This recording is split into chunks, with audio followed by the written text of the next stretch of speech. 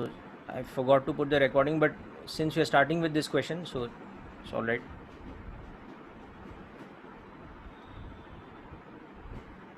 Yes, we can discuss module doubts also. Ask me, no problem.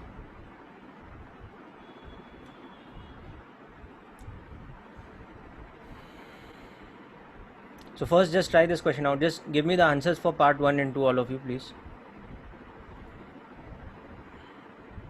It's just a simple free body diagram based question, nothing else.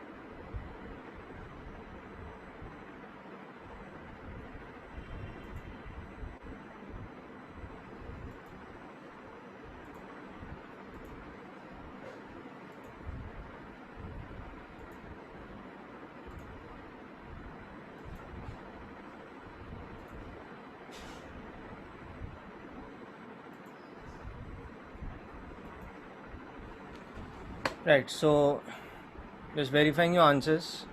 Yeah, that's correct. So the tension, yeah, so most of you got this question correct. So I'm just putting the answers up. The tension in the first spring will be equal to the tension in the second spring, which will be equal to the weight of the block. So that's 120 newtons. Okay, so the extension in the first spring will be this. Okay, so 120 newtons divided by 60 newtons per centimeter. So there will be a 2 centimeter extension in the first one, and the second one will be again that divided by K2, where K2 is the spring constant for the second spring. Okay, so that is again 120 newtons, but divided by 120 newton per centimeter. So the extensions will be respectively 1 centimeter and 2 centimeter. Okay, so the easiest way to understand this is that, okay, you just follow this diagram. So let's say the tension in this spring is T1 and the tension in the second spring is T2. So the tensions will act inwards because the springs are in extended state. So look at the free body diagram for the point P. It's a massless point where the two springs are connected. So tension T1 acting from above and tension T2 acting from below, T1 must be equal to T2, where T1 is K1 x1, T2 is K2 x2. Okay, and you look at the free body diagram of the block. The force acting on it is T2 and it's in equilibrium. So this is my equation 1, and T2 balances the weight. This is your equation 2. So solving this, you get T1 equal to T2 equal to mg, and x1 is mg by k1, x2 is mg by k2. So this comes out to be 120 newtons, and x1 comes out to be 2 centimeters, whereas x2 comes out to be 1 centimeter. So this is the simple way of solving this. I told you it's nothing but free body diagram. Okay.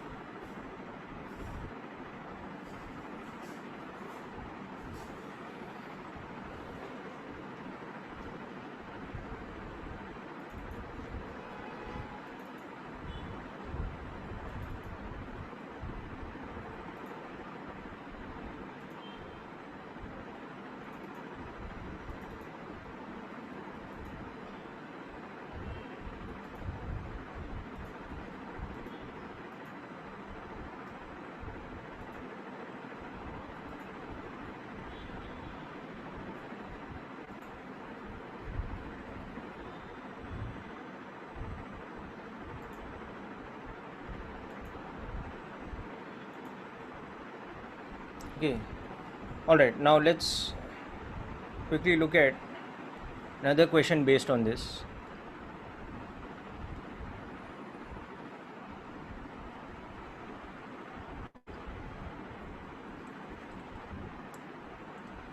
Now in this next example, what we have is a situation like this, that there is a smooth floor with two vertical walls at the ends. Okay. Now we also have a block placed in between like this.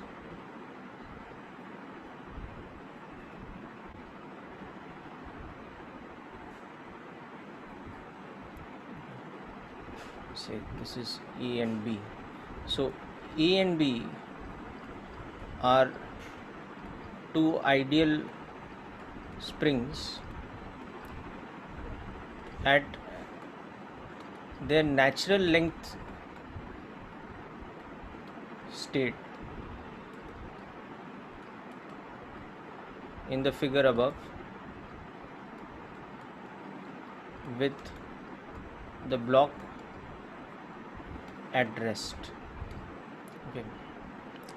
Now given the spring constants are 50 newtons per centimeter and 75 newtons per centimeters, and the mass of the block is 10 kilogram. Okay. Now an external agent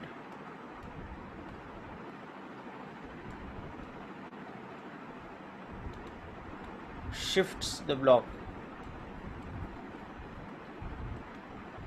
to the right horizontally, okay, and releases the system from rest.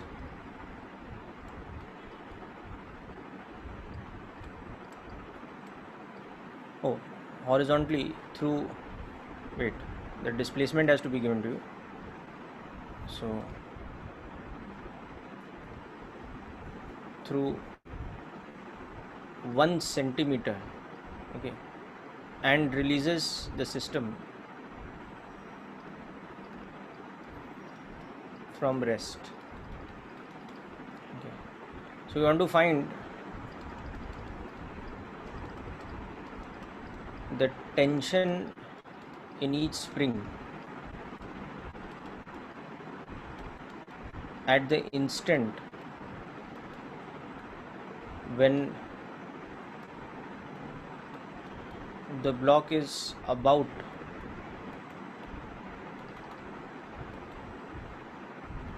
to be released.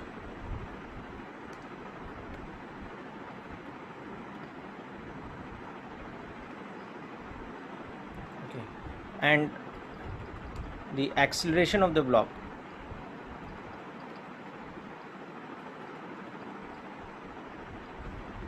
at the instant just after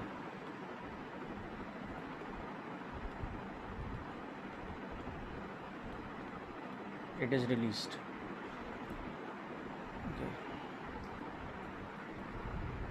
So basically what is happening is, from this position where both the springs are in natural length and the block is at rest, so this spring is at its natural length, let's say L1, this spring is at its natural length. Now somebody is pushing this block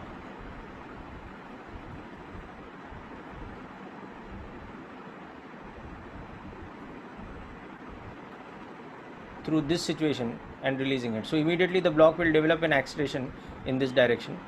So between here and here,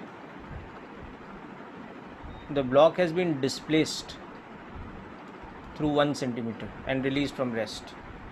Okay, so that's what's happening in this part of the question. Yes, very good, Varun, that's correct. Now just work out the second part. So you'll just use the spring formula for the tension. So yes, that's correct. Now you have to figure out the free body diagram of the block. Yes, Priten, that's correct. No, so now the thing is, Kevin, you have to be careful about the direction of the forces. Yeah, that's correct. 12.5 is correct. So the acceleration will be 12.5 meters per second square, because the net force on the blocks will actually be the sum of the two tensions.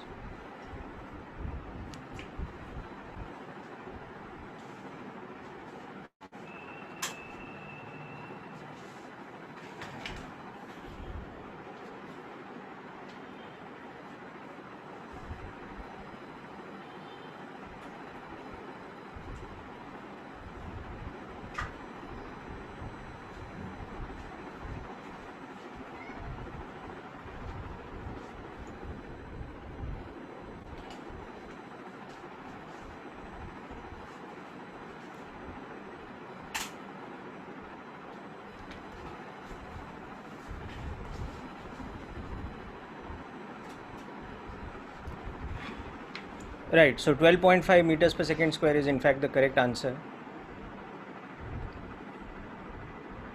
So let me just quickly explain this to you. So when you go to this situation where the block has been displaced by 1 centimeter, so at that point of time you can see that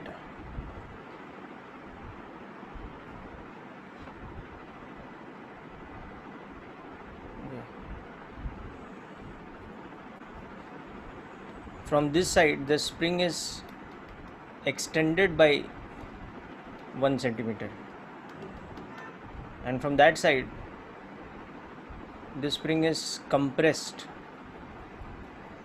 by 1 centimeter. So they will apply forces which are in this sort of direction. Okay, and that T1 will be this spring A, and this T2 will be like this.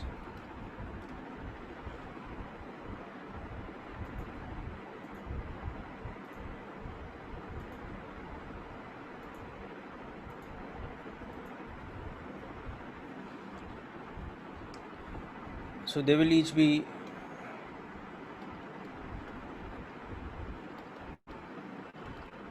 (50 newtons and 75 newtons.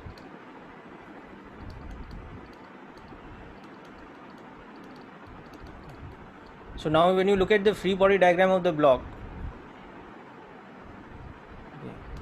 so on the block this spring is pulling from this side, but this spring is pushing from this side.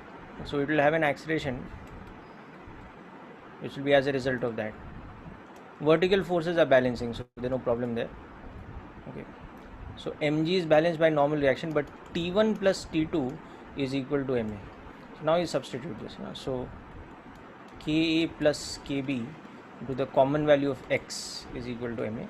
So from this you will get that 125 newtons is equal to the mass of the block, which was, how much was it, 5 kg, 50 kg,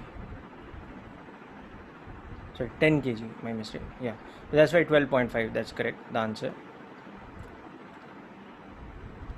So 10 kg into the acceleration, so the acceleration comes out to be 12.5 meters per second square, okay, to the left. So very simple. Okay, so again this type of question becomes something that you should be able to handle. Okay, so I'm not getting into the technicalities of combination of spring, whether this is a series combination or a parallel combination. You might have heard something like that in something you've read, but that we will come to in a later chapter, like oscillations or even work by energy. In this chapter we'll just concentrate on normal application of Newton's laws. We won't worry about what kind of combination this is, series combination or parallel combination. We'll just apply the free body diagram method. Okay, now let's come to another important aspect of the spring force. Yeah, Sniketa, that's correct, with sign convention if you write. No, but the thing is, see, the force acting on the block because of both the springs is in the same direction. Because as you move the block towards the right, one spring has got extended, so it will apply a restorative force, and the other spring has got compressed, so that will also apply a restorative force. So both will apply a force trying to restore the system back to the state where they were at natural length. So that is very important to understand over here. Hope this point is clear, Nikita. Okay, so we have to be careful when we write this spring force with the sign convention.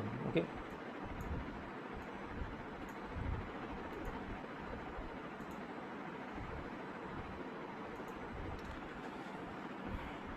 right, so okay, good, so that's clear. No, force is on the left only, beta, and acceleration is also towards the left. See now, the direction of acceleration. So क्या हुआ है, see, this was the natural length position, na? This was where x was 0, so there was no force. This was where the spring was. Now from here, if you've given it a displacement on this side, then always it will have an acceleration opposing it.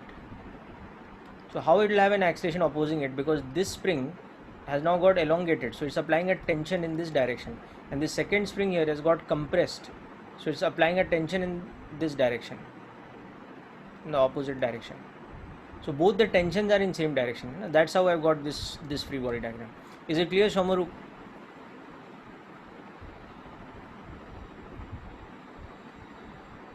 Okay, good. Right. Acha, now another important type of situation where we understand the role of the spring. Now this is going to be very important. So suppose we have a situation like this now, where we have, let's say, what looks like a standard Atwood machine.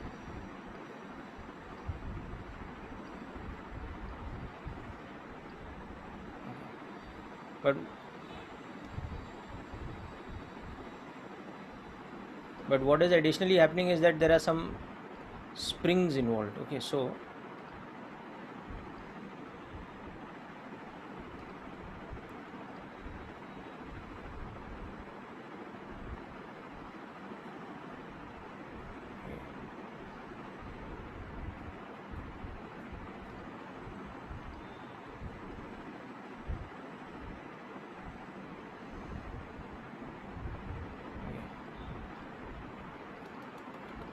so what we have here is that the block of mass m1 is heavier than m2, but we are able to keep m2 and m1 system in equilibrium because we have connected by a spring like this.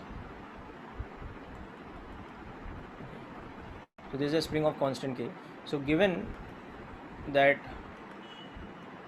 m1 is 10 kilograms M2 is, let us say, 7.5 kilograms, G is 10 meters per second square, the spring constant is, let's say, whatever, 50 newtons per centimeter, the system is in equilibrium, okay, and at rest initially. In the diagram shown, okay, the system is in equilibrium and at rest.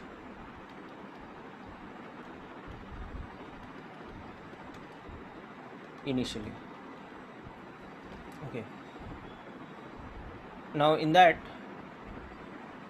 this is a massless thread,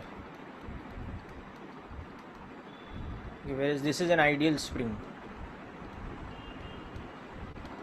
So first of all, find the tension and extension in the spring. Okay, I'm not asking for the tension in the string, I'm asking for the tension in the spring. Both the things I have to find for the spring. Now second part, now the thread is cut at the position shown by this cross. So at this position I am cutting the thread. So we have to find the accelerations of the blocks just after, at the moment just after cutting of the thread. Okay, so this second part we'll see something very interesting about the spring. Understand it in just a moment. So just work out the first part, we'll come to the second part then.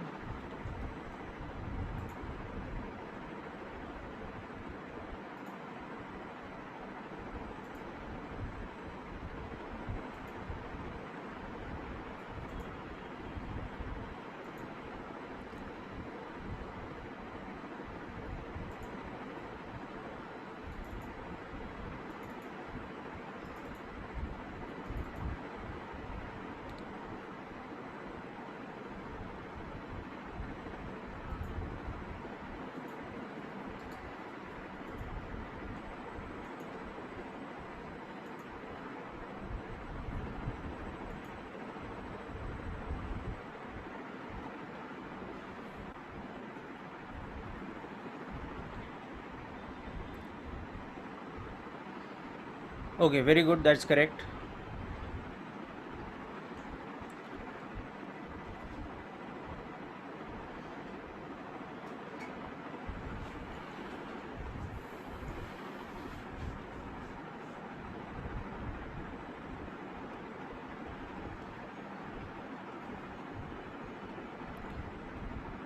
Okay, so if you just, for the first part, equilibrium state,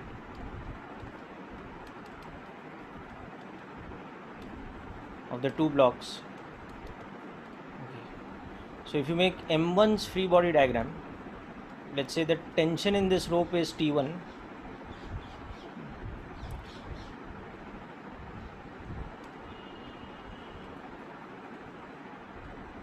so let's say this tension is T1, okay, and the tension in the spring is, let's say, T2. Now T2 will be Kx, so like that. So making the free body diagram, yeah, I'll come to the this thing, your doubts, I mean your answers. So acceleration of this block is 0, so T1 is equal to the weight of this block, and that is equal to, oh wait, I've taken M2 more than M1. Okay, so very interesting. The block will actually, so okay, let me proceed the way it is only, and I'll show you that I'll get the opposite result. Okay, so the spring will actually be in a compressed state, not in an extended state, but anyway, it doesn't matter, we'll get the same result. So this will be 50 newtons. Okay, so this is my first thing. Now see, I'm making the FBD of the second block with the wrong assumption that it is, the spring is extended. So for M2, I'm making the free body diagram, T1 acting like this, its weight m2g acting like this, okay, but I'm assuming that the kx is like this, okay. So this is assuming the spring is extended, okay, but this is actually wrong. Why it is wrong? Because actually you can see T1 is less than m2g. So because this is the case, the spring will actually be compressed.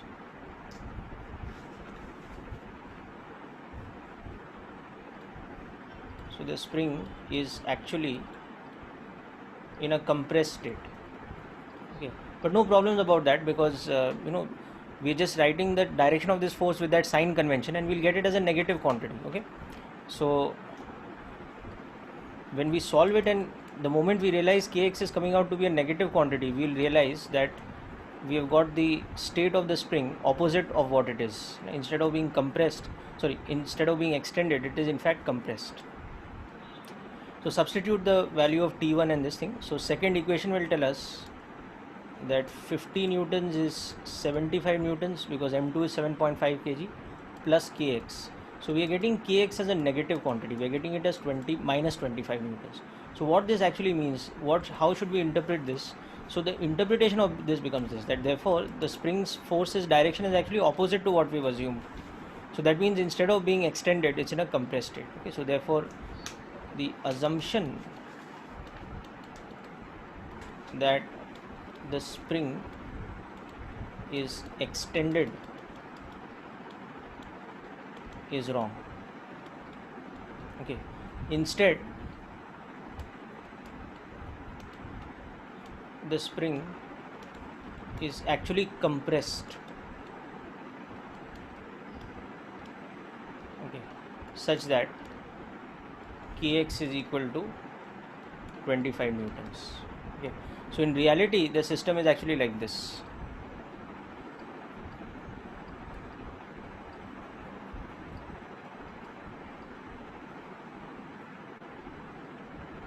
This is sitting on a compressed spring, so its length is less than natural length, which is applying a tension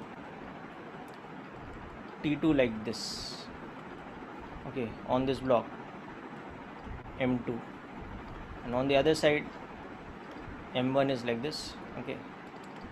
So this is the actual state of my system now, okay. So when you look at the free body diagram of M2, T1 and the spring force are acting like this. Together they are balancing M2g, okay. So T1 is equal to M1g equal to 50 newtons, T2 is equal to M2g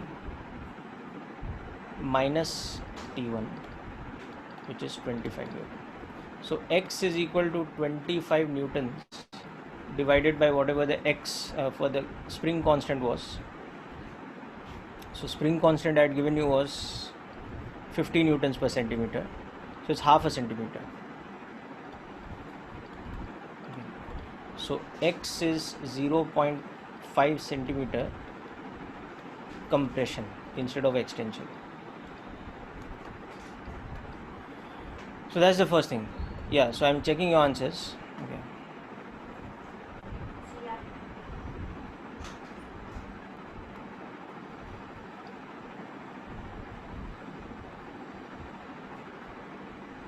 Okay, so this is the first part, in equilibrium state this is what is happening.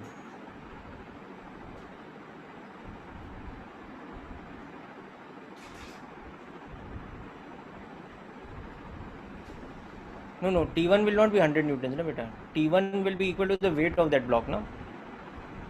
This is 50 newtons. M1 is 10 kg. Oh, okay. Sorry.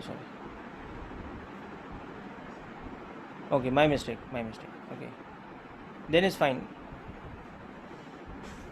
Okay, all right, so let's, okay, let's change this. Okay, okay, fine. So if you take m1, yeah, m1 was 10 kg, so actually my solution here is wrong, but this is assuming that m1 is 5 kg. Okay, so let's go back to the actual thing where m1 is 10 kg instead. Okay, so instead we take m1 equal to 10 kg and m2 equal to 7.5 kg. We will get that state only, that T1, okay, so T1 will be m1g, which will be 100 newtons, and the spring will be in an extended state.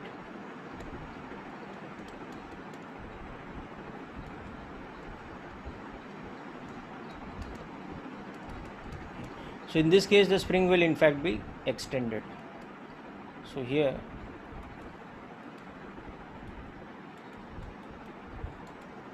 we will get kx as 25 newtons. So x will be an extension only. Okay, so x will be an extension, whereas in the previous case I have by mistake taken m1 as 5 kg. But anyway, you can do this as two parts of the same question. So suppose m1 was 5 kg, this is what would be happening. Okay, so this is instead, this I have solved for m1 equal to 5 kg and m2 equal to 7.5 kg. So in this case, this is what I would get. Okay.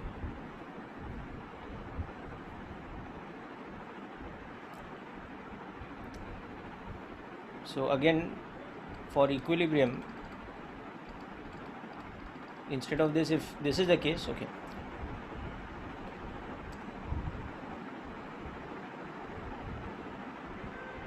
yeah, I use that is determined according to whether the spring is extended or compressed.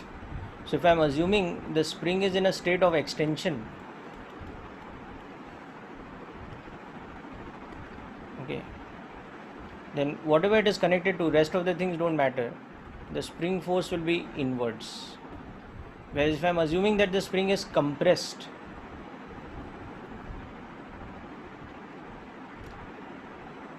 if I am assuming the state of the spring is a compression, then the spring force will be outwards.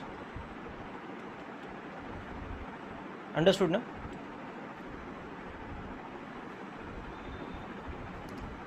Okay. Now we will solve the second part of the question for both the cases. Okay. Now for the second part, let's take the case where the masses are what I had given originally. Say this is case A, where m1 is 10 kg, m2 is 7.5 kg. Okay, so now at the moment when you cut the thread,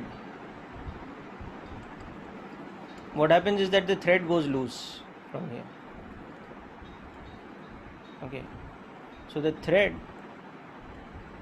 slackens. Okay, so that means loses tension. Okay, the moment it is cut. Okay, so that means in my original diagram, what was the value of tension in the string T1, that becomes 0. So T1 becomes 0 the moment it is cut. Okay, but the spring remains in the same state at just at that moment when you cut it. Okay, so the spring is still in a state where it is having L plus X. So it continues to apply a downward force T2 equal to Kx on this block. Okay,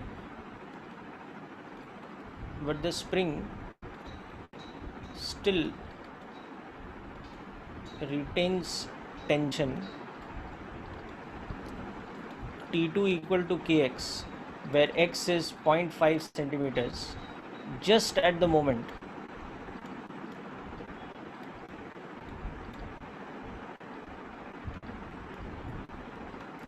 when it is cut, when this thread is cut. Okay, so that's why when you look at the free body diagram of the block M1, there's only one force acting on it, but when you look at the free body diagram of M2, there are two forces acting on it. There is this tension in the spring, which is of magnitude 25 newtons, and there is its own weight, which is of magnitude 75 newtons. So there's a net downward force acting on it of much more than its weight. So this has some downward acceleration A2, and you will see A2 will be greater than G. We'll calculate in a moment how much it is. Okay. Whereas on this block, there's only its weight acting. Okay. So it will have a downward acceleration which is equal to G. It will have a downward acceleration equal to G. So just at that moment, for M1, we will have the equation M1G is equal to M1A1. So it will have a downward acceleration of G. Okay, but for M2, the equation will become T2 plus weight is equal to mass into acceleration. So Kx plus mg is equal to mass into acceleration. So 25 plus 75 is 7.5 E2.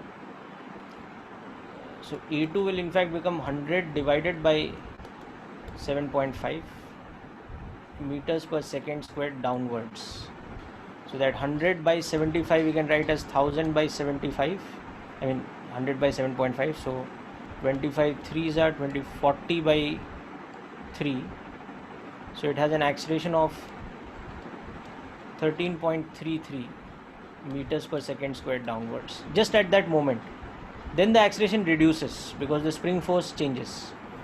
Okay, so it's quite intuitive that, you know, because the spring is in an extended state, the moment you cut that thread, this block will tend to jump down with a larger acceleration. It's quite intuitive that this will tend to jump down, whereas this will go into free fall. So kind of intuitively know that A2 has to be greater than G because of the spring force. But by how much it is, now this is telling you the calculation. It's by 40 by 3 or 13.33 meters per second square. Is this part clear, people? Yeah, all of you got the same. Very good. Snikita, Priten, Kevin, Varun, yes. Okay, now also work this out if it was this case. Second part, if it was case B where M1 was 5 kg and M2 was 7.5 kg. In this case, what would A1 and A2 be the moment the thread is cut? Obviously A1 will be G only. Yes, very good. That's correct, Varun.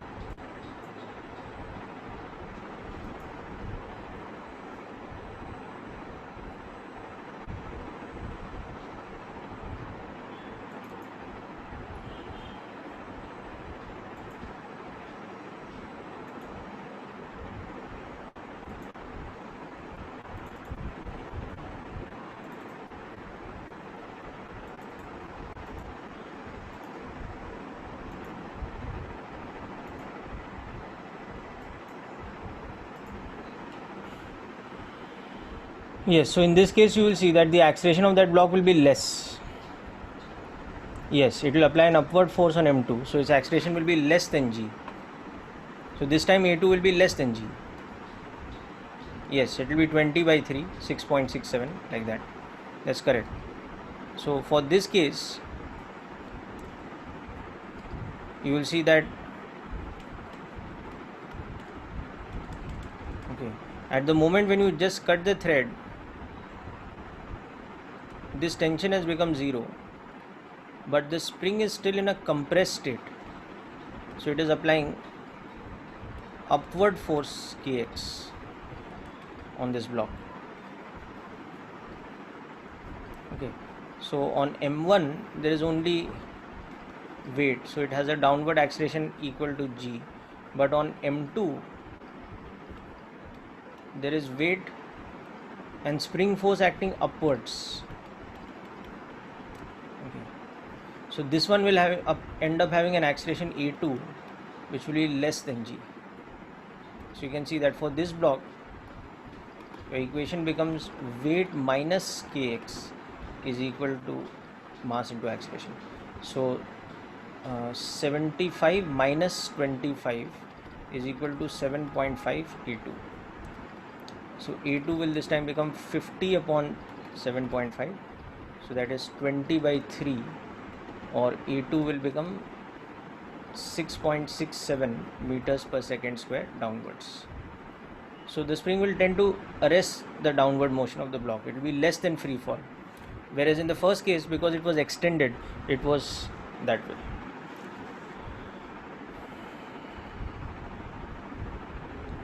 Okay, so hope this is clear.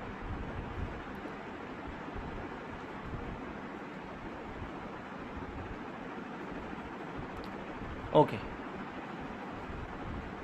now couple of more things I wanted to discuss. Little additional aspect of, yeah, finally the spring will come to natural length. So basically what you have to understand, Ayush, is that the block M2 will have variable acceleration as it comes down, as it descends, because for it the equation will be in the case A, the equation would have been M2G plus Kx is equal to M2A2. In the case B, it is M2G minus Kx is equal to M2A2. But in each of these you can see X is varying. Okay, it will actually decrease, okay, as the spring comes to natural state, x equal to 0. So that is why A2 will be a variable acceleration in both the cases. It will not be a uniform acceleration.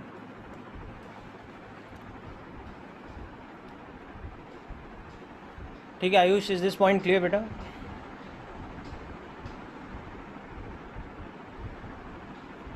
Okay, right, so this is a bit of an advanced type of question related to spring, but now that you've completed all the basic things, you should know this. Okay, now the next thing I want to discuss is a little bit more about constraint relations.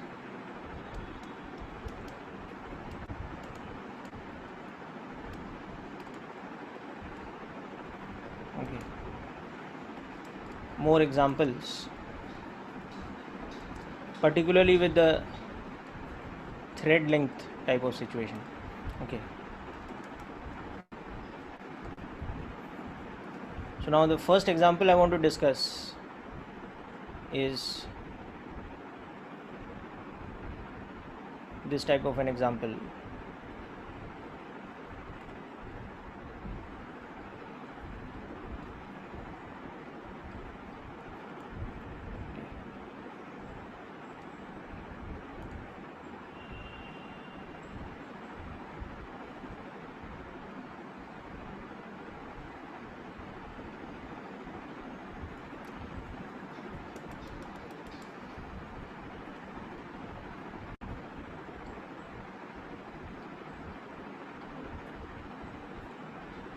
Okay, now my diagram doesn't look very symmetrical, but just assume that it is actually symmetrical.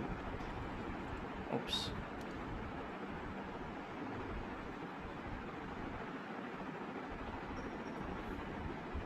Just assume that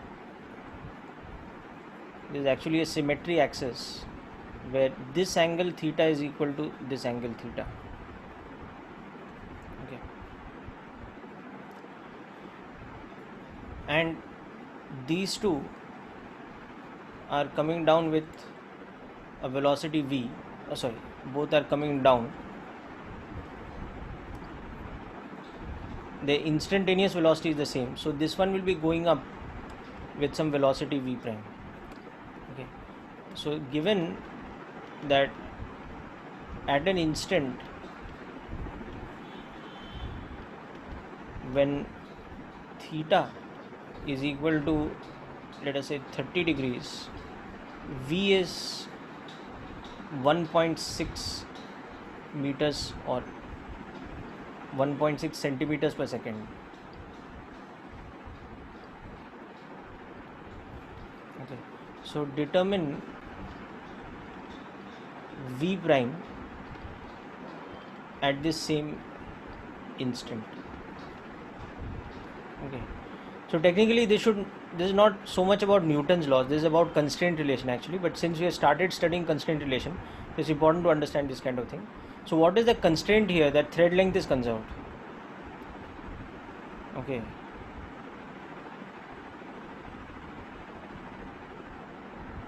Okay, Kevin, I'll just explain. Yes, so as it turns out, v prime will be 2 by root 3 times v. So your answer is correct, 3.2 upon root 3 centimeters per second. But how we'll understand this? So to understand this, the first method we can apply is thread length conservation.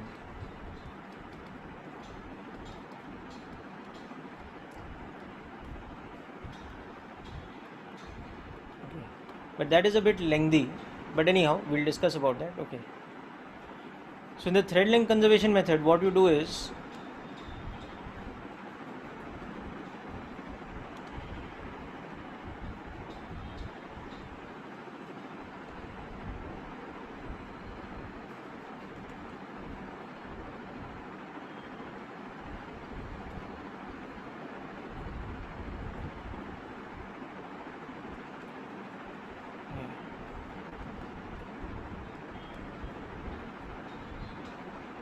now in this diagram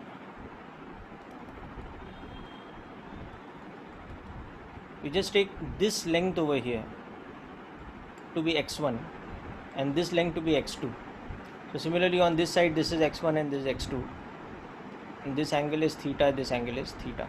Okay, so what is happening? x1 plus x2 is a fixed length. Okay, so firstly that's that. Okay, now you can also see that if this depth is y, okay, so x1 can be treated as what? Y, and suppose this is d. Okay, so here this is also d. So x1 can be treated as square root of y square plus d square. So this is a fixed length. Okay, now you can see that as this block is going up with a velocity v prime, the rate of change of y is negative of v prime, because v prime is the upward velocity of this block. So is the rate at which that block is approaching this point. So this distance y is decreasing at this rate, whereas this is coming down at v. This is coming down at v. So you can see that dx2 by dt is positive of v.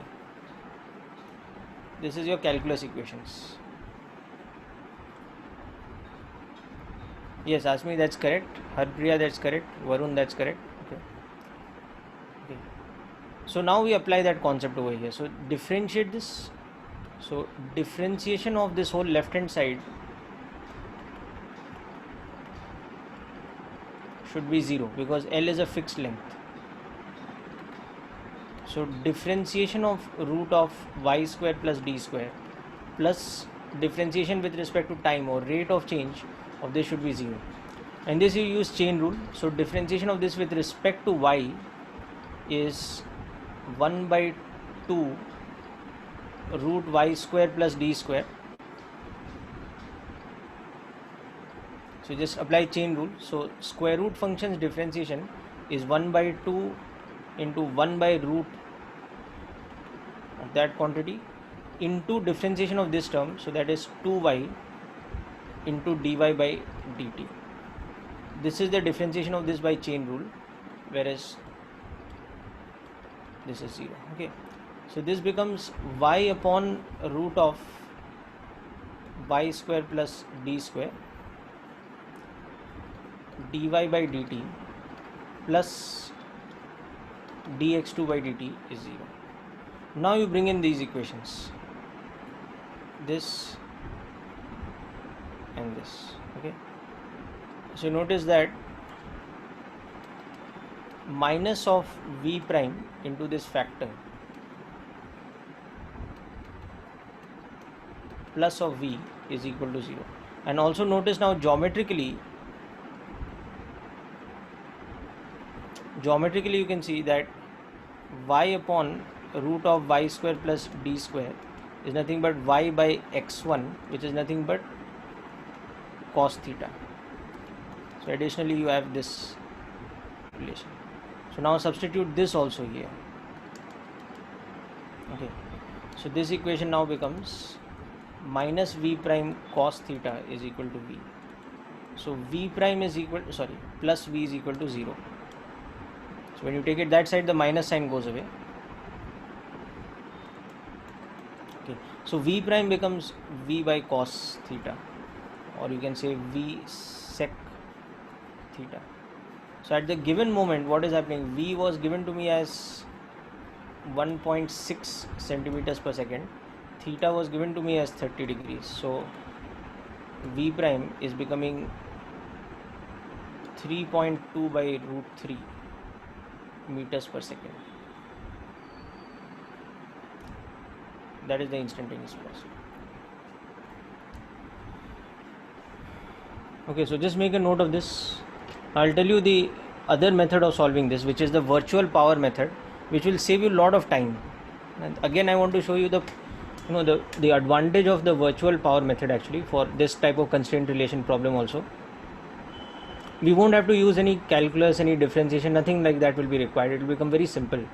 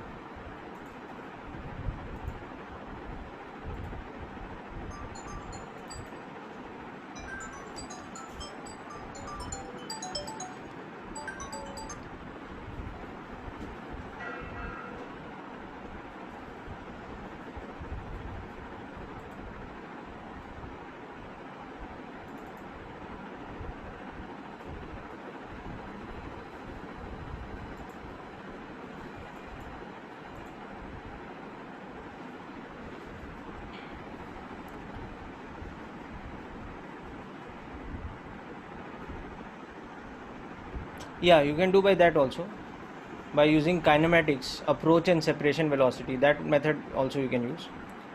Okay, so you will see that actually they are all ultimately equivalent methods. Okay, now let us apply, instead of this, let's apply the virtual power method in this. Okay, so this should actually be our first preferred method. Any constraint relation method, virtual work or virtual power is the preferred method.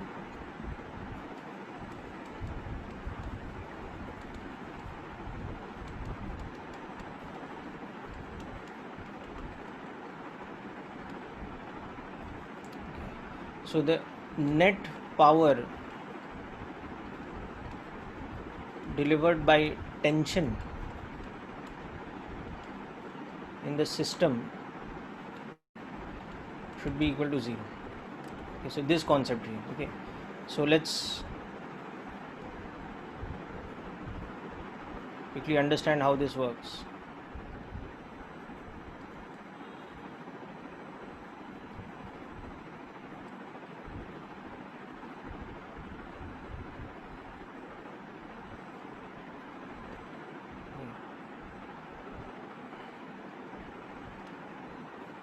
Okay.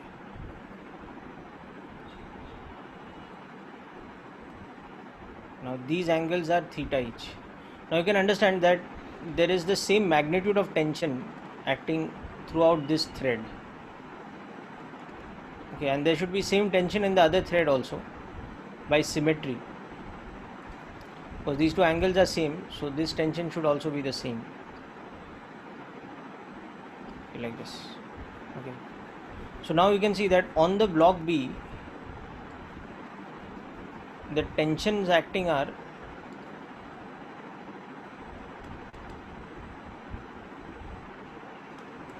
P and T at angles theta and theta with respect to the vertical, and the block B has an upward velocity of V prime. So power delivered by tension on the block B is 2T cos theta V prime upwards. Because remember, power delivered by a force is F dot V. So here both the tensions put together, they have vertical component of T cos theta and T cos theta. So net vertically upward force is 2T cos theta into V prime. Whereas you look at the block A and similarly you look at the block C, both of them have tension acting upwards and both of them are having a downward velocity of V and V. So the power delivered by tension on block A is minus TV, and similarly the power delivered by tension on block C is also minus TV. So now we just put together this information and say that okay, net power delivered should be 0.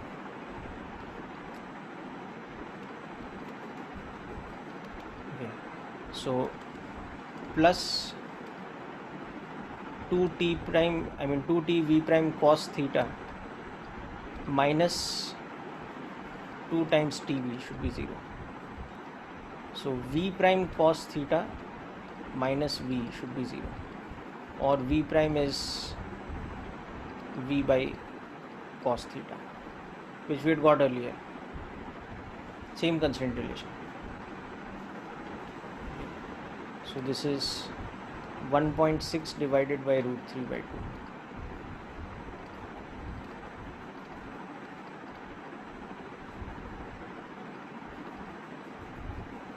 So again, it's a very effective and very easy method of constraint relation. And you can also use the kinematics approach velocity, separation velocity concept. That's also an interesting way of solving. Okay.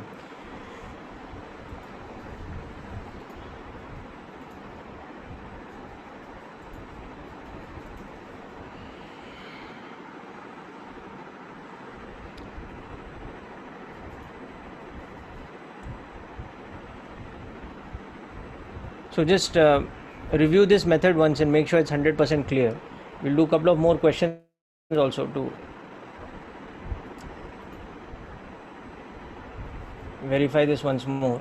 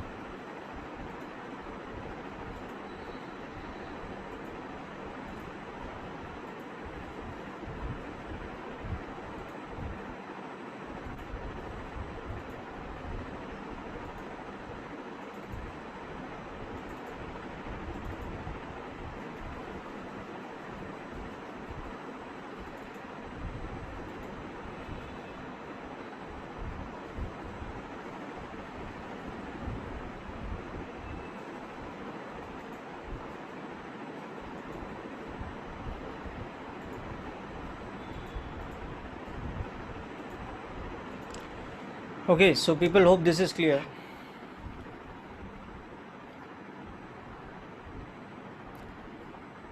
In this case it doesn't really matter, no, but yes, if they are going symmetrically under their own motion, because we don't know if there's some external agent is pulling, pushing or something like that, but yes, if they were going with their own motion, then yes, the masses should be symmetrical so that the velocities are symmetrical, so that the angles are symmetrical and all that. Okay. So I'll discuss more about that later. Okay. Now next let's look at an example. Maybe take this to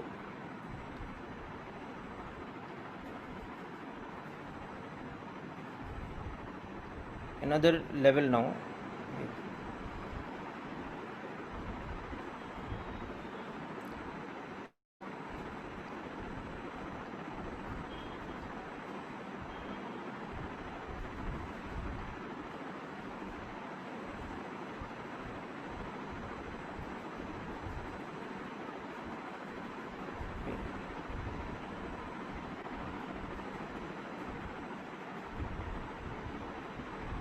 So we have a pulley like this, and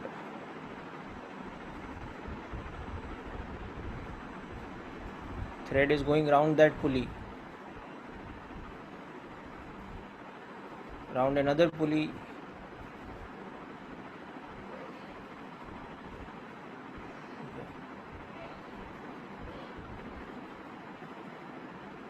around one more fixed pulley,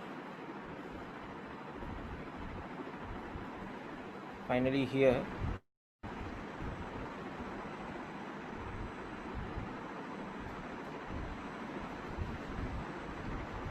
situation like this.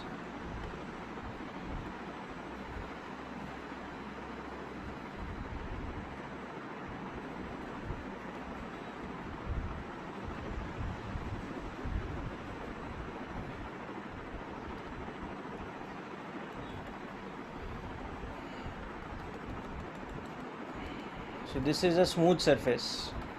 Okay.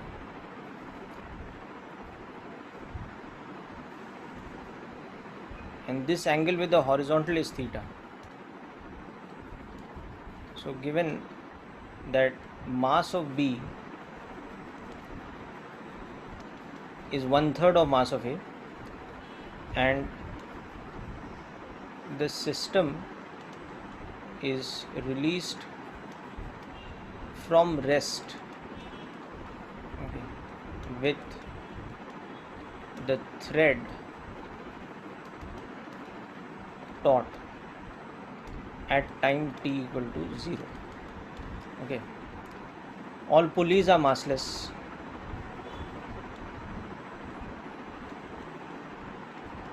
and smooth, and the thread is also massless and inextensible, so not smooth.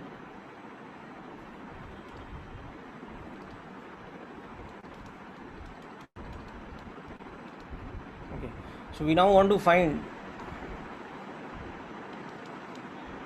the accelerations of A and B just after the thread is released. Okay, or let's say like this: if the accelerations of A and B just after the thread is released is, okay, or you can say R, then first part just the relation, okay, and second part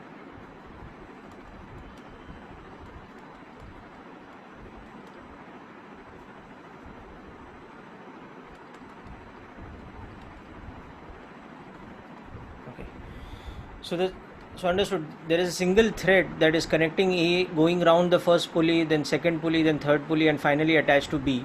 And what we are doing is we are initially holding the block A at rest with the thread taut, and at that point of time, when the system is at rest with the string tight or taut, theta is equal to 53 degrees. That string is at 53 degrees with the vertical.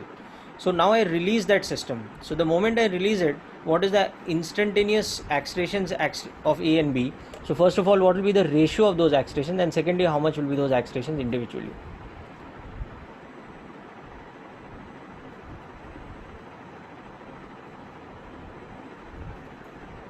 So the first part is purely about constraint relation, as you can see. So just try to work out the constraint relation first.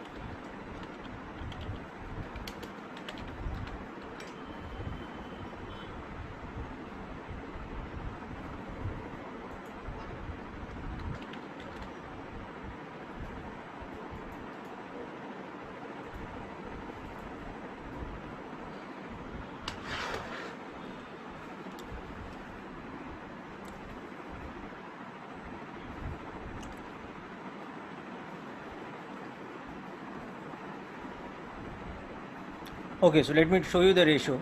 So here what I'll do is first this time I will start by using the virtual work method or the virtual power method.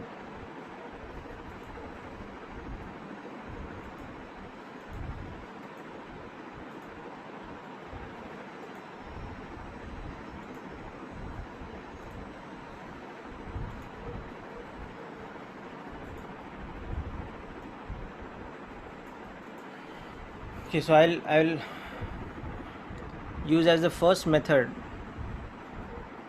the virtual power method of solving. Okay.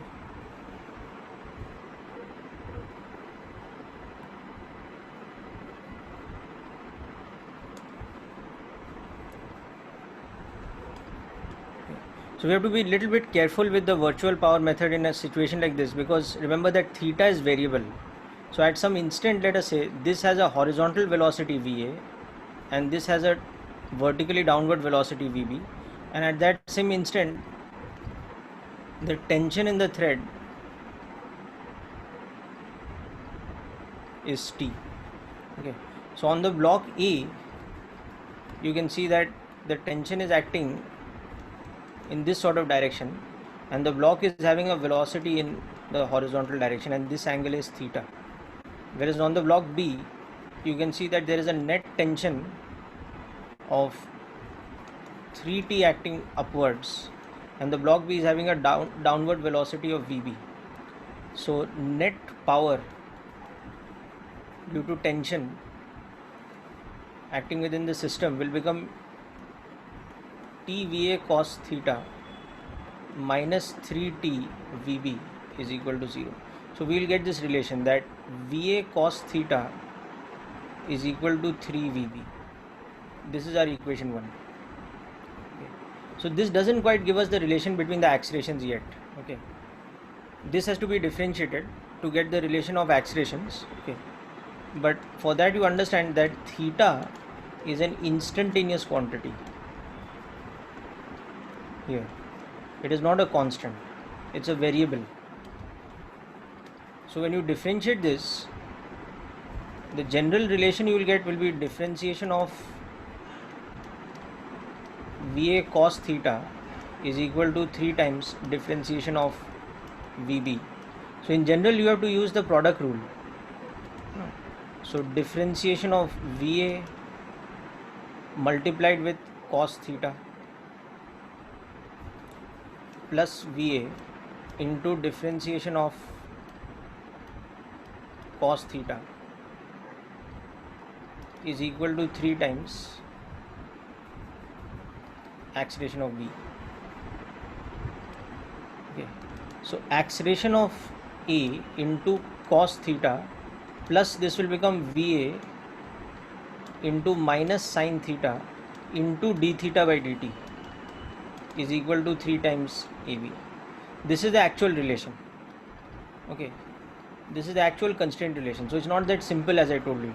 There is this d theta by dt term and all that also. But notice at the instant just after t equal to 0, when A and B are released from rest, okay, the momentary value of VA is 0, VB is 0, and theta is equal to 53 degrees. So the constraint relation becomes, at that particular moment, acceleration of A into cos 53 plus 0, because this term is equal to 3 times acceleration of B. So acceleration of A divided by acceleration of B is 3 upon cos 53. Okay. So that is 3 upon 3 by 5.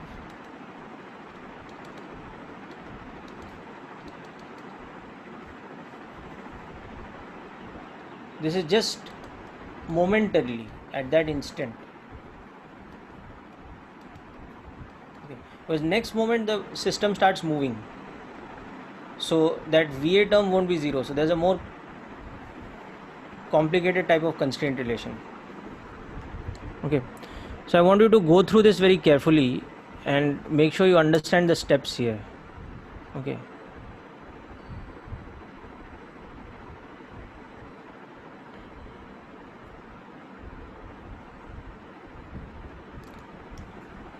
So again, you will not find questions like this at HC Verma level, but these are the more advanced type of questions for constraint relations. Okay, we will see these type of situations not only in this chapter but in the next few chapters throughout mechanics actually. So you have to learn to think of the virtual power method as a general method for solving constraints. It's not just for solving Newton's laws problems, but for solving constraints in general. So here, this is the first equation is the constraint relation between velocity of A and velocity of B at any instant. But the second is giving us the general relation for the constraint between, this is the constraint relation between the accelerations. Okay. And as you can see, it is not that simple. It involves two complicated terms, VA and d theta by dt. But just for the initial instant when we release it from rest, we are able to solve it quite simply because the system is starting from rest. So at that moment VA will be 0.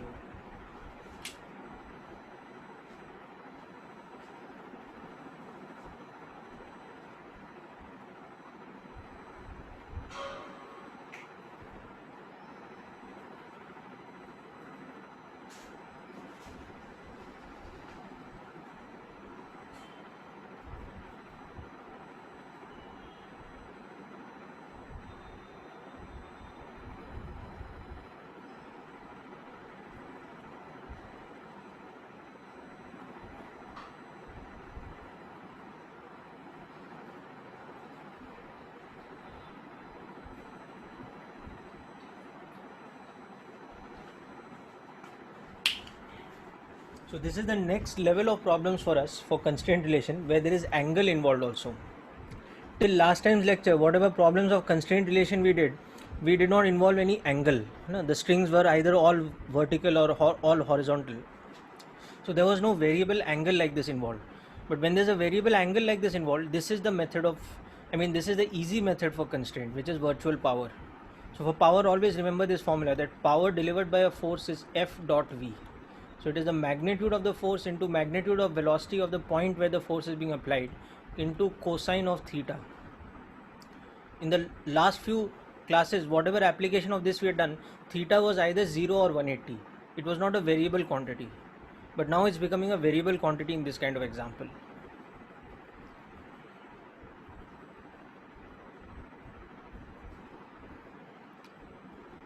No, it is 5:1, na beta, because see this VA is 3 VB divided by cos theta, na. I mean, acceleration of A is becoming at that instant, it's becoming 3AB divided by cos theta. So cos theta is 3/5. So 5 will go in the numerator. You understanding now? Yeah, acceleration is variable again here.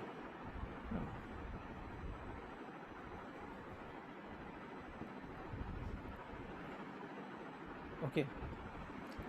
And now once you got the accelerations ratio at that moment, because here see everything is changing with time, theta is changing, the constraint relation is changing, the tension is changing, therefore so yeah, Vaishnavi, something like that you can assume that, but it's better to understand it from the differentiation point of view, no? Why that term will be that simple. Okay, no, ratio of accelerations will not be the same, beta, वही तो point है, ratio of accelerations will be changing. In fact, after this instant it will not be a simple ratio, there is also this term in between. So for example, this term is quite complicated. Later in work energy we'll see how to solve this if required, because there's a d theta by dt term also, no? So d theta by dt will also come from a constraint, because you can see in that diagram, no, that this is theta. So if you think about it, this is a fixed height, whereas this is a fixed distance. So you can see that your cot theta is x by h. So differentiate this on both sides. So differentiation of cot theta with respect to time will be 1 by h dx by dt, and that is the speed with which this one is moving. So this will become 1 by h into minus VA, because x is decreasing at this rate, and cot theta's differentiation is minus cosec square theta d theta by dt. So in case we need to solve this for a general time, we first need to find d theta by dt, that's coming from here. Then we need to substitute the value of VA, so it becomes very complicated. So we won't get into this at this point of time. Okay, we won't really worry too much about this, because for this particular question or this type of question we don't need this. We just needed the ratio of accelerations initially when the system is just released from rest. Nee, that was given to us, na Jenny. It was given to us that the system is released from rest. This is given to us, that this information is given with the threads taut. Okay. So now we come to the individual free body diagram. So the individual FBDs, as you can see from here, at t equal to 0, just after the blocks are released. Everything is for this moment, because otherwise it's a variable quantity. Acceleration of A is equal to 5 times acceleration of B. That is my first equation, constraint relation. Okay. Then on the block A, there is tension acting at an angle of 53 degrees. Okay. And other forces are vertical, so they don't really matter. So this has an acceleration like this. So T cos 53 is mass of, so we have 3 by 5 T is equal to mass of A into acceleration of A. This is our second equation. And on the block B, we had seen that the upward tension, the net tension force was 3T, and this was having a downward acceleration of AB. So weight of this block minus 3t is equal to this. This is our third equation. So we have three unknowns: t, acceleration of A, acceleration of B, and we got three equations. So it's simple enough to solve. Okay, and additionally the masses ratio was given in the question, so we'll substitute that and we'll ultimately.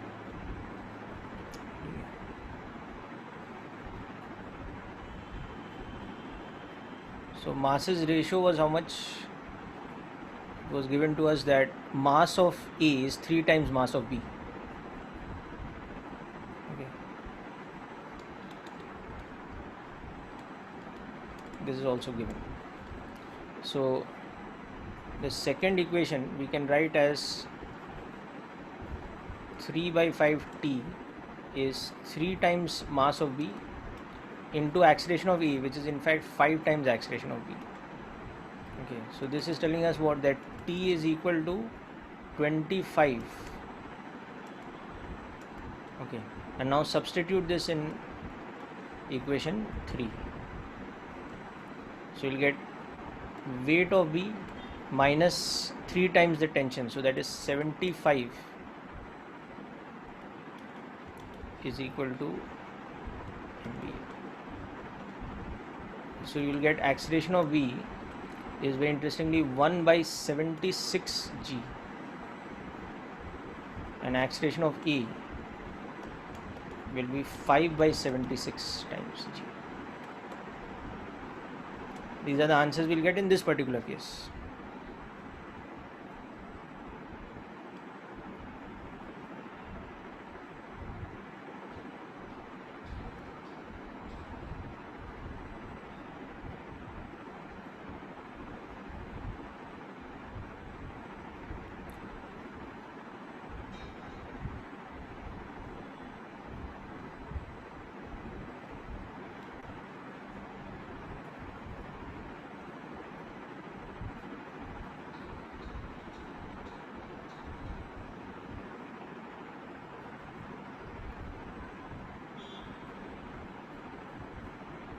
Yes, absolutely. That is the point. Power method is the one to go with. Okay, no problem, but understood, no? So see, finding the acceleration part is a little bit like too lengthy, you can say, for this stage of problem solving.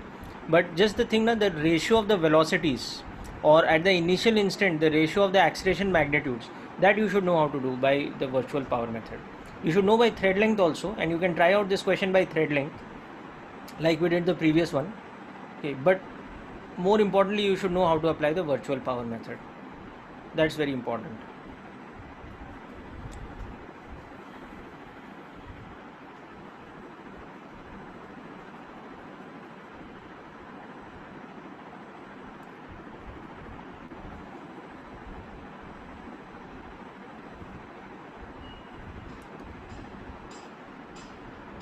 Okay, good. So now people tell me any doubts from worksheets 7 and 8. These are the couple of questions I wanted to discuss. So now that that is done, so doubts from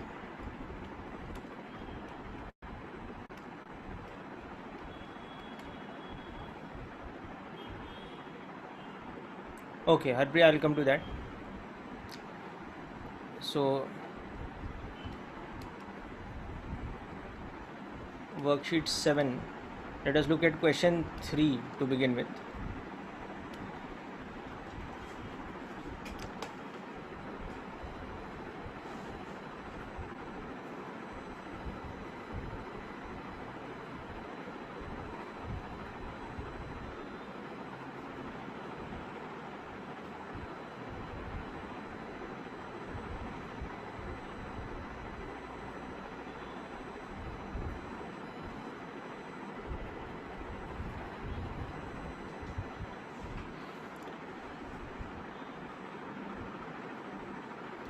Yeah.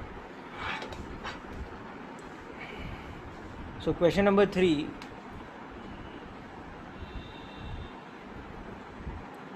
So it says that you'll attach a load to a spring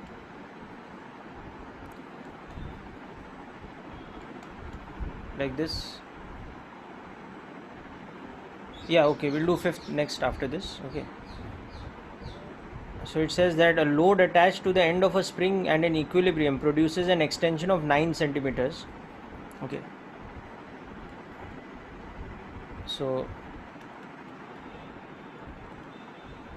okay, kx is equal to mg, so x is equal to mg by k, which is 9 centimeters.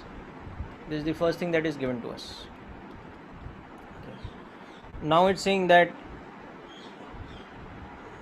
if the spring is cut into 3 equal parts and one end of the spring is fixed at O and the other ends are attached to the same load, then the extension in centimeters for the combination would be what? Okay, so this spring that we had, whose natural length would have been L and spring constant is K. Now what we have done is we have cut this into 3 identical springs like this. Okay, and we attach them very close to each other. So let's say that's the common point O, but now they are having natural length of L by 3. So each spring will have a spring constant K prime, which we need to calculate. Okay, so how we'll calculate that spring constant K prime? That is the important thing. So can anyone tell me how much will be K prime? Okay, then we'll come to the attachment of the block and all that. Okay, so now the block is attached in this way, same block, with all 3 springs connected like this. I mean all 3 1/3 springs, K prime each, connected like this. Okay. Yeah, so why it should be 3K, let's understand. Okay, so this is again a bit of an advanced type of situation. Okay, if you have a spring of constant K and this length L, okay, so it behaves in this way, that if we are applying a force like this is extending by x like this,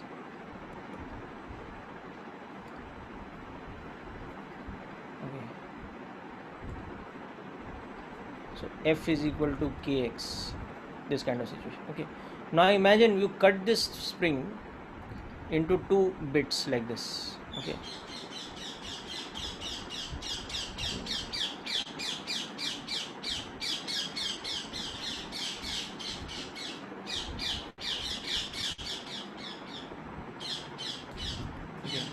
you cut this into 2 bits of length L1 and length L2 and having spring constant K1 and K2. Now you just mentally cut this, okay, but you actually connected them where they are cut. So now in this diagram what is happening is that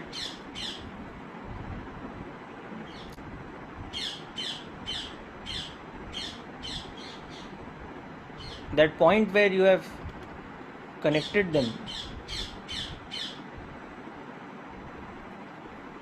okay, that point is having a displacement of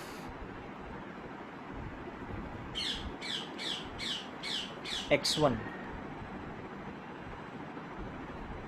and this is having a displacement of, I mean this one is having an extension of x2. Okay. From L1 and L2 is going to a state like this. So you can see that this point is displaced by x1, okay, and this point, end of the spring, is displaced by x1 plus x2. Now if you want to compare this situation with this situation, okay, now here you will see that on this there is k2 x2,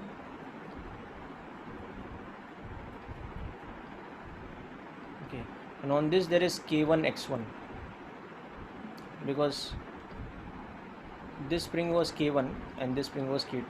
So basically you take these 2 springs and join them into a series combination, so they should become equivalent to this. Okay, so series combination of k1 and k2 should be equivalent to the single spring of spring constant k. That is what this diagram is showing us. Okay, so that means if I compare this situation, f which is kx should be equal to k2x2. That's our first equation. The extension of the combination here, that is x1 plus x2, should be equal to the extension of the first one, x. Okay, and from the point P where they are joined, the springs are applying force k2x2 or whatever k1x1 to the left and k2x2 to the right. So k1x1 should be equal to k2x2. This is your third equation.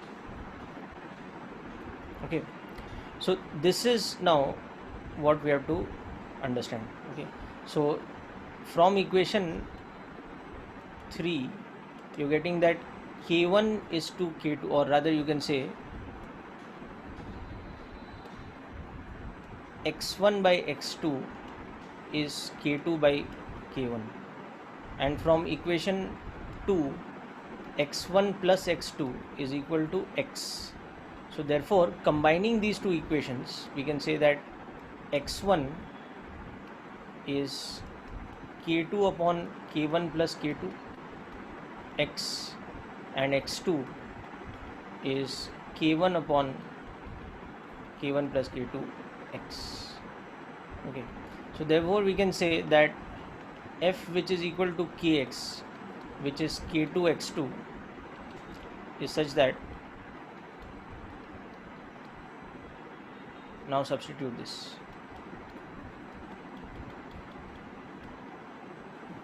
Okay, so that means k is equal to k1 k2 upon k1 plus k2, or if you invert this relation, 1 by k is equal to 1 by k1 plus 1 by k2. So that is the first relation. Okay, and secondly you will also see that k1 x1 was equal to k2 x2. This was our equation 2. Now what will happen is that x1 is to x2 will be L1 is to L2. Okay, because the springs will extend in proportion of their lengths. Okay, so that means k1 L1 is equal to k2 L2, or k1 by k2 is equal to L1 by L2. So this becomes our important. Say this is equation A and this is equation B.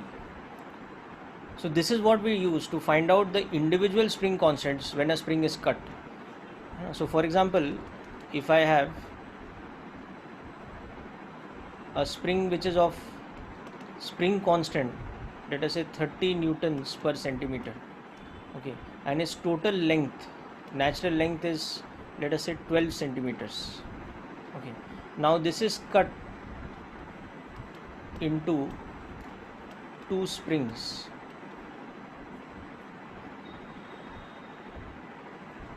Okay, of natural length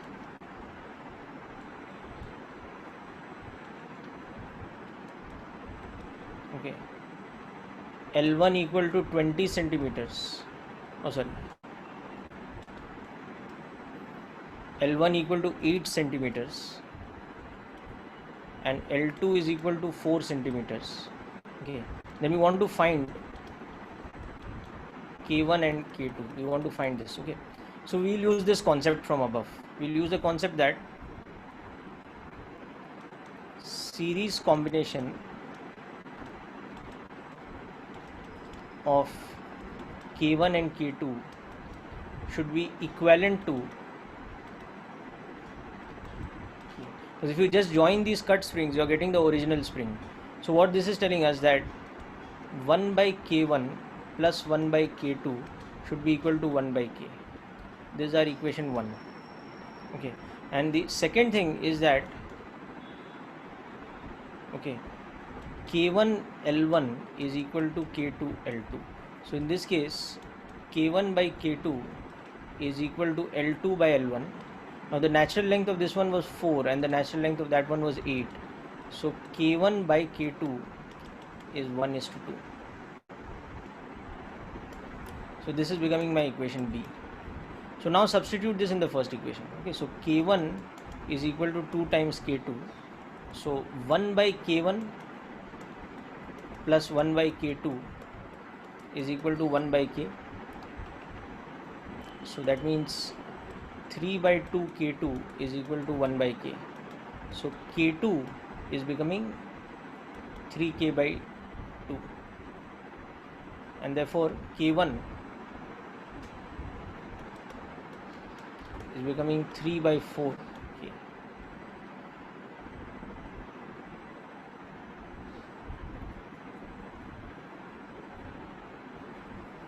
So this is half of that.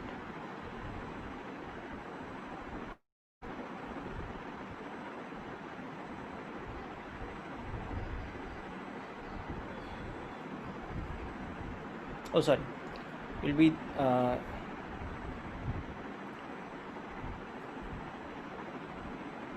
K1 is equal to K2 by 2, my mistake. Okay, so this is the other way around.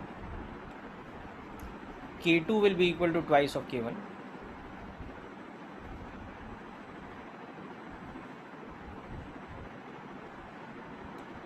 So this equation here is telling us that K2 is equal to twice of K1. So from equation A, we have 1 by K1 plus 1 by K2 is 1 by K. Okay, so 1 by K1 plus this. Okay.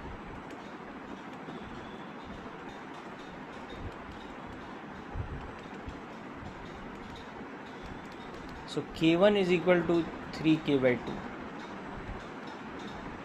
Okay, so K2 will become 3K.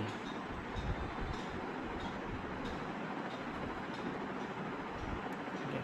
So in this case, K1 will become 3 by 2 of 30. So 45 Newton per centimeter, and K2 will become 3K. So 90 Newton per centimeter.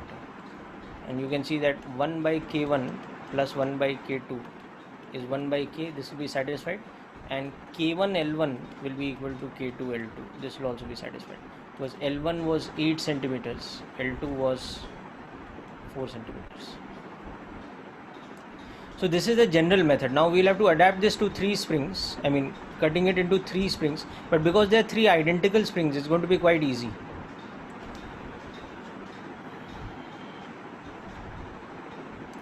So again, this is a bit of an advanced situation. Okay, the combination of springs concept over here, which we are making use of. So I'll just leave you to go through this part once, then I'll come back to this particular question.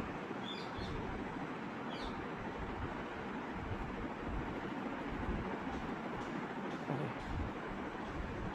So this is the concept you apply. Okay.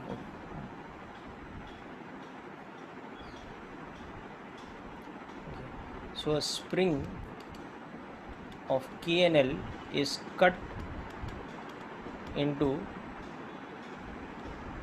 smaller springs of natural length L1 and L2. Okay, so what are their spring constants? So they come from these equations. I've shown you the derivation of these equations, but ultimately it's more important to remember the final concept. So what is the final concept? That series combination, that means 1 by K1 plus 1 by K2 is 1 by K. This will be our equation A when we are solving, and K1 L1 will be equal to K2 L2. That is, the individual spring constants will be in inverse ratio of their natural lengths. So this is the conclusion to remember. The reason why that happens is explained over here. Okay, so just go through this, then I'll show you how to apply it in the previous particular question. Now that one is pretty easy because you're cutting it into 3 equal bits. So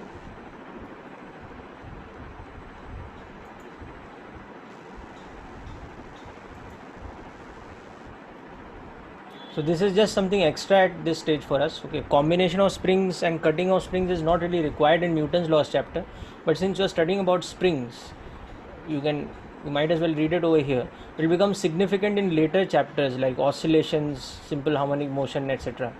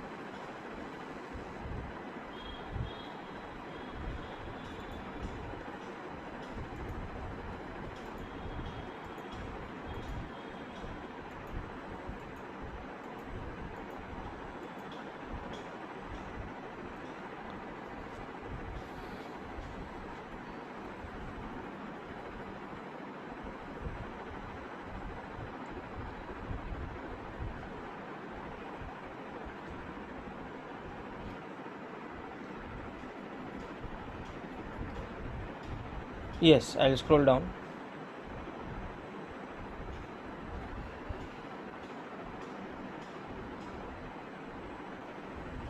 Okay.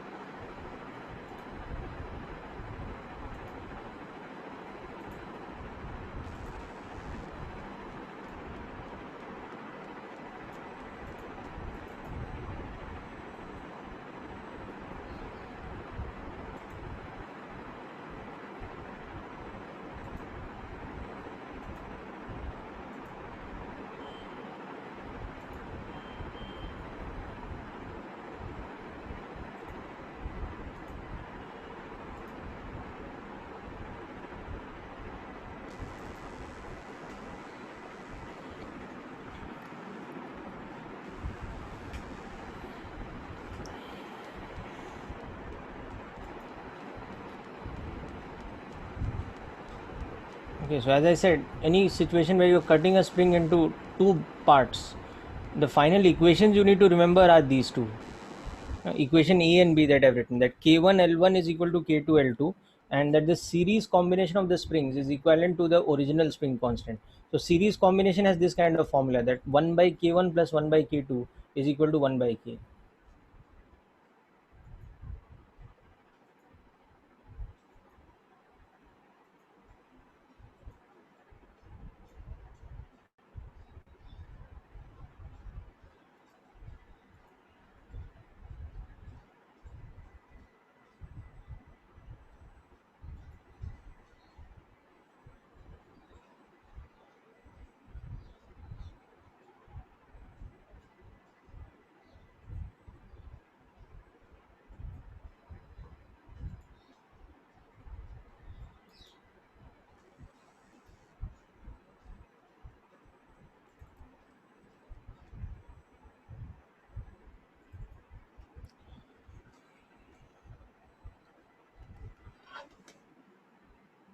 Yeah, if there's a combination of more than two springs in series, then it will just become summation of 1 by K is equal to 1 upon K equivalent. Okay, so in general, if you have a situation like this,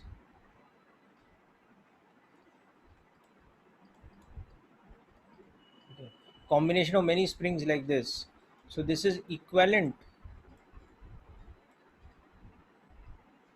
to a single spring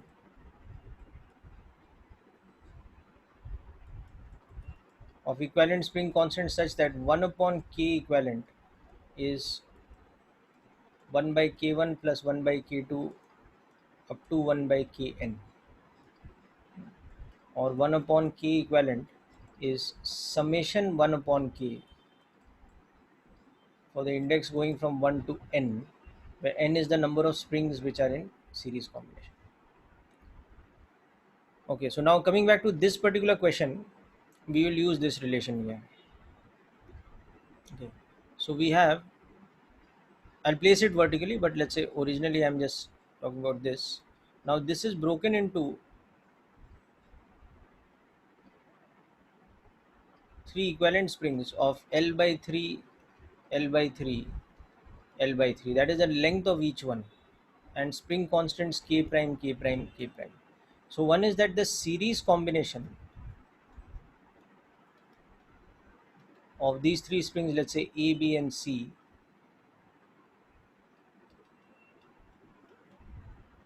should be equal to the original spring. Okay, this is the original spring. So that will tell us that 1 upon k prime plus 1 upon k prime plus 1 upon k prime is equal to 1 by k. So that's it. The question is done this way. Why they will be equal? Because all three have the same length. Okay. So 3 upon k prime is equal to 1 by k. So each one has a spring constant of 3k. Okay. And now you just look at the Bloch's free body diagram. So on that, you have the three individual springs applying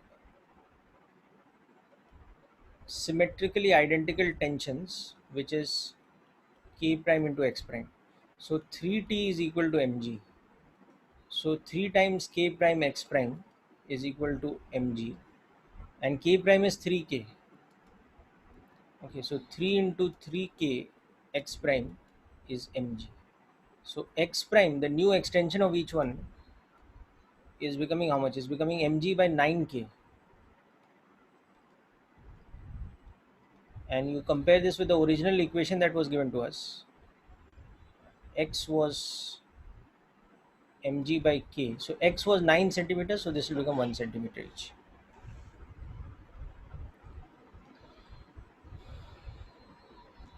Yeah, we'll discuss parallel combination concept is also there, but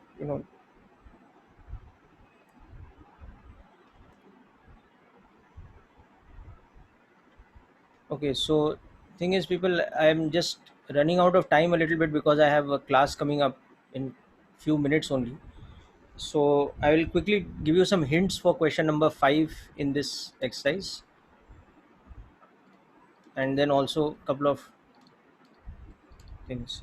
So I'll just give you a hint for this. So in question 5, what is happening is initial velocity of the bullet is given as 550 meters per second. Okay, and you're aiming the bullet directly at a target which is 50 meters away.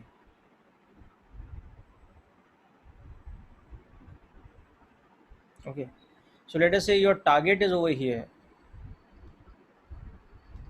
This is your target, which is 50 meters away, and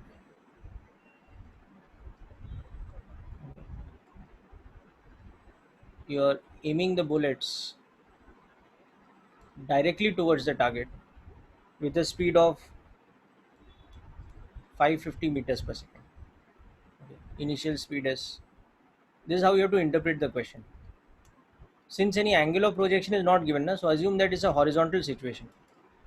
So this will go like this in projectile motion and it will miss by a certain height, or this. Okay. So you can see that 50 meters should be equal to ut, and d should be equal to half gt square. Or you can get it from the equation of trajectory also. So 50 should be equal to 550t, and d should be equal to 5t square, taking g as 10. So from this only you can see that the distance by which you will miss will be this. So 5 upon 121 meters is the distance by which you will miss. Okay. So now you have to see that you have to actually have to aim at some angle theta like this. Okay. Now you can see that you know theta will be a small angle. Okay. So if you are aiming at a height h above, you can take your cos theta as tending to 1 and sine theta is tending to tan theta, which is equal to h by d. Okay, so that is that unknown height divided by 50 meters, and then your condition should be that 550 cos theta is equal to d upon time. Okay, and 550 sine theta minus half gt square should be equal to h. Okay. So from this and this, again in this also apply the small angle approximation. because you have to understand here, you are projecting with a very large speed of 550 meters per second, and the horizontal range is only 50 meters. So your time of flight is very small. So the vertical part of the motion is going to be very small. So always there's that angle is going to be a small angle. Okay, this is actually going to go in a path like this, like this, but that angle is going to be small. It's going to be a parabolic path.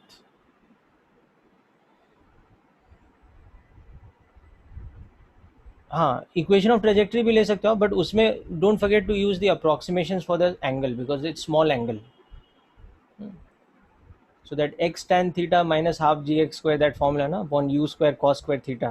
So you substitute cos theta is tending to 1, and your tan theta is this h by d, the distance at which you are aiming divided by d.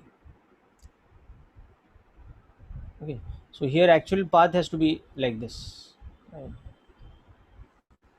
But you're aiming at that distance h above. So hope this is clear, people.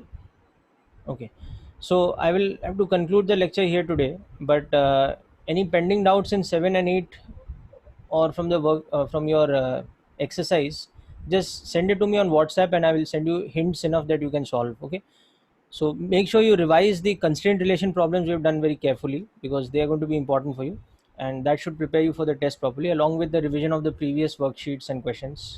Okay.